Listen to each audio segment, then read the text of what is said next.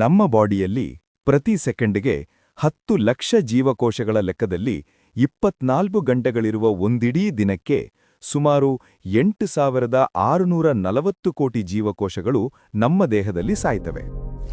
ಮತ್ತು ಅದೇ ದೇಹದಲ್ಲಿ ಸುಮಾರು 32,832 ಕೋಟಿ ಹೊಸ ಜೀವಕೋಶಗಳನ್ನು ಪ್ರತಿ 24 ಗಂಟೆಗಳಲ್ಲಿ ನಮ್ಮ ದೇಹ ಉತ್ಪಾದಿಸುತ್ತದೆ. ಆ ಹೊಸ ಮತ್ತು ಸತ್ತ ಜೀವಕೋಶಗಳ ನಡುವಿನ ವ್ಯತ್ಯಾಸದ ಸಂಖ್ಯೆ ಇದೆಯಲ್ಲ, ಸುಮಾರು 24,192 ಕೋಟಿ ಜೀವಕೋಶಗಳು, ಅವು ನಮ್ಮ ದೇಹದ ಸ್ವಾಸ್ಥ್ಯ ಮತ್ತು ನಿರಂತರ ಚಟುವಟಿಕೆಗಳಿಗೆ ಶಕ್ತಿರೂಪವಾಗಿ ಕೆಲಸ ಮಾಡ್ತಾ ಇರ್ತವೆ ಅನ್ನೋದು ನೆನಪಿರ್ಲಿ.